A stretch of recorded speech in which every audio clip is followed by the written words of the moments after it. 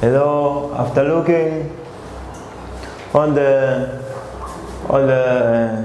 peaceful method which was used in Uganda, as we have seen the challenges or factors that hinder the decolonization process in Uganda, let us jump to the second form of decolonization process in Africa, which was decolonization through armed struggle or armed struggle method for decolonization. Armed struggle was a struggle for freedom through the use of weapons and the actual wars. It means that the armed struggle method for attaining the African independence, this was the method or way which waged by the African countries in demanding their freedom, whereby they used the weapons and they conducted the actual wars. For example, Mau Mau War in Kenya, whereby the Kenyans were fighting against the British rule or British settlers.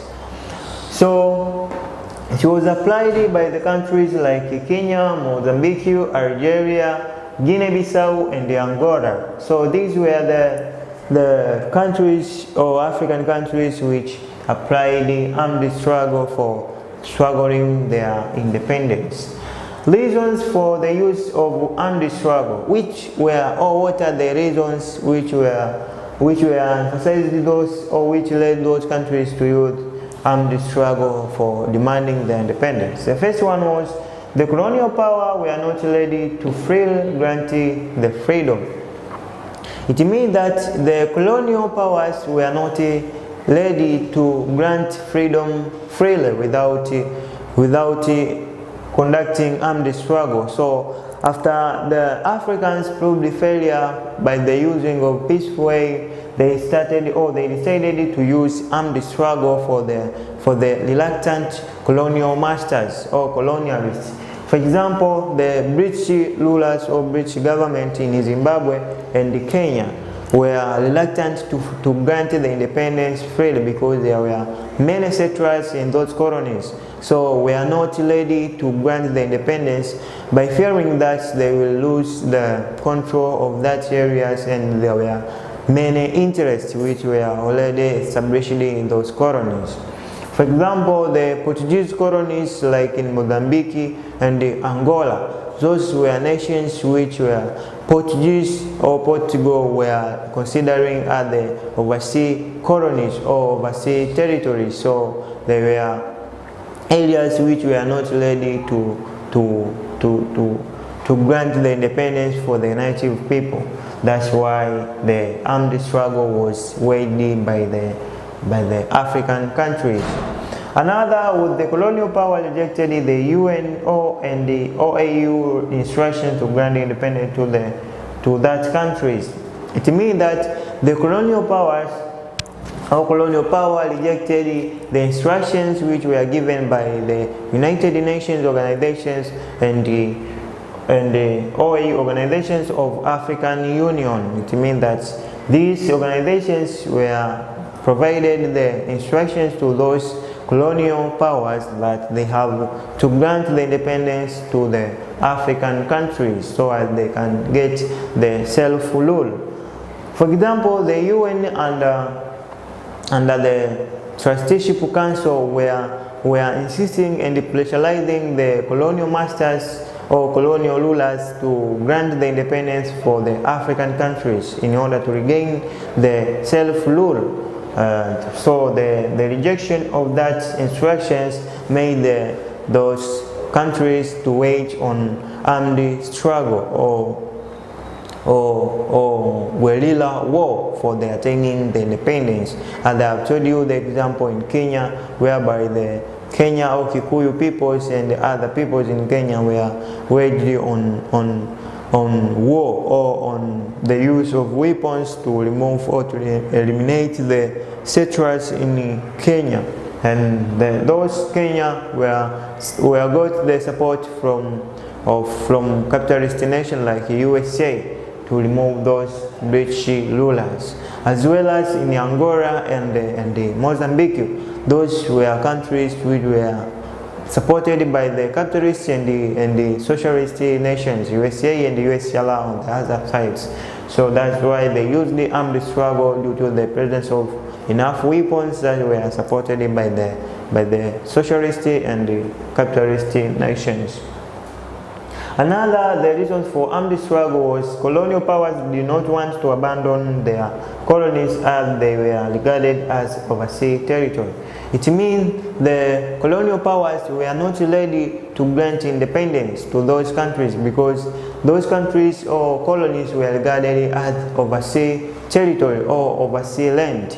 So they didn't want to abandon those colonies, that they will lose all interests which have been already introduced in that area. So they were not ready at all to grant the independence to those African countries, and that's why the African leaders like Agustin Neto decided to wage on armed struggle, as well as Jomo Kenyatta decided to organize all Kenyans to wage on armed struggle for removing or eliminating those colonial masters under British rulers and the Portuguese rule. Another was colonial powers granted minority freedom.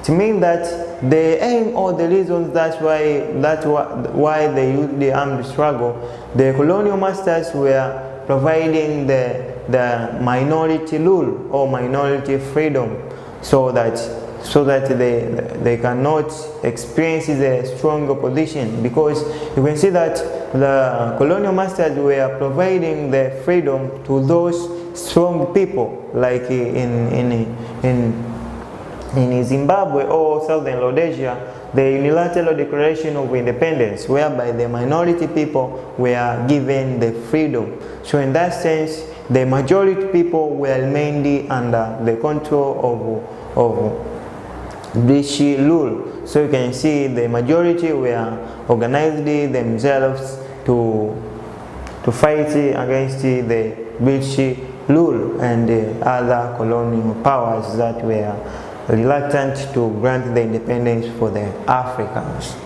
But after looking the armed struggle, let us see the decolonization process through revolutionary method.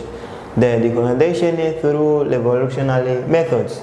This was the discontent reaction through violence exercised by the majority of the country population in order to gain recognition or reform when legal and moderate means of political and social change failed.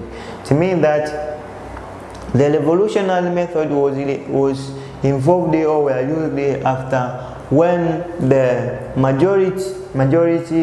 majority people in the country wanted to overthrow the existing government after the failure of providing the social and political changes to those majority people, and after the failure of the legal or peaceful method. That's why they waged on revolutionary method on wanting to demand for their freedom. So you can see in that way the African countries decided to demand their lost independence in such a way.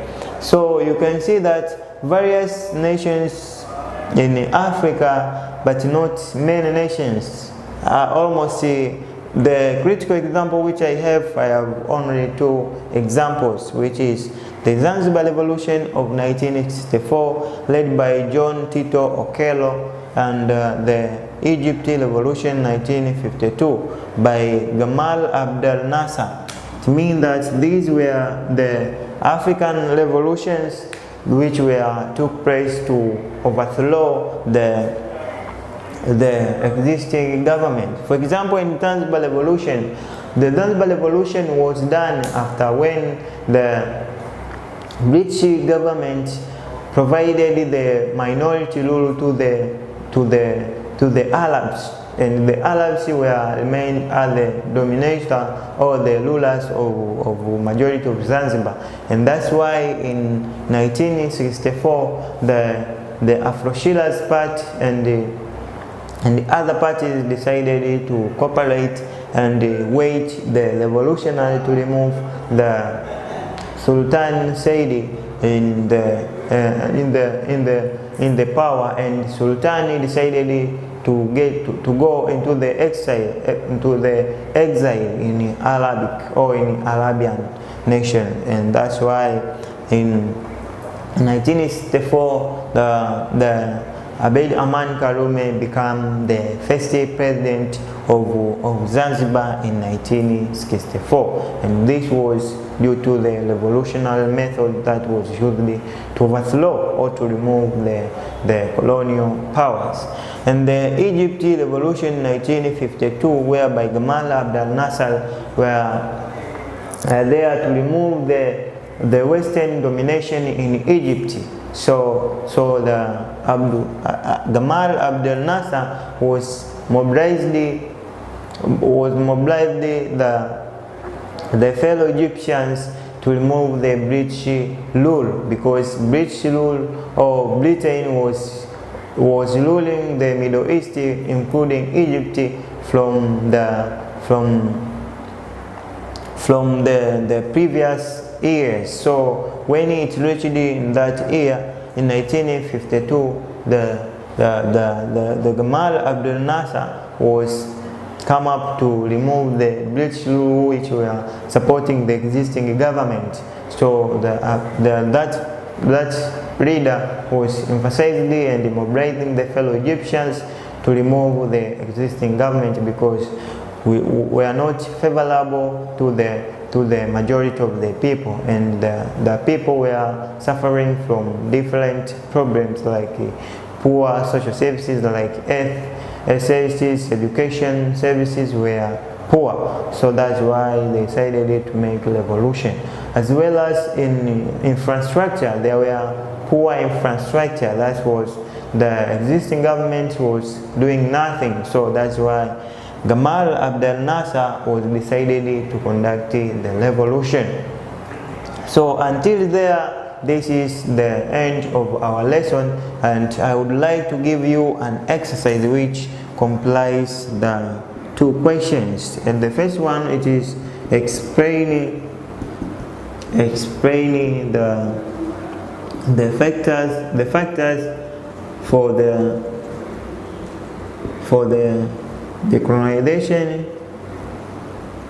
decolonization process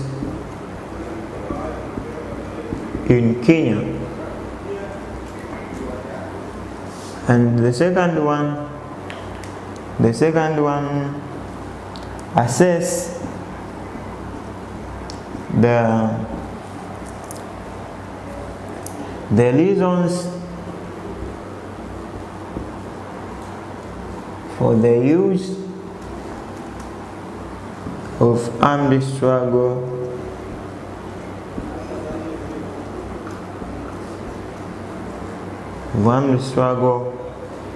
in demanding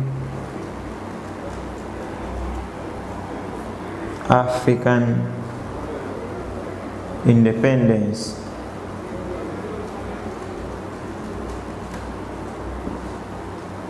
Six points. Even here, 6 points. So until there, this is the end of our lesson. So thank you for being with me from the beginning of the lesson until the end. And you have listened me, I believe attentively you have listened me and you watched me. So let's continue to learn from Edukea Company, and I welcome you to proceed with the last part, which has been remained in our topic, to complete the topic. So have a good day and have a good time, and I wish you all the best. Bye bye.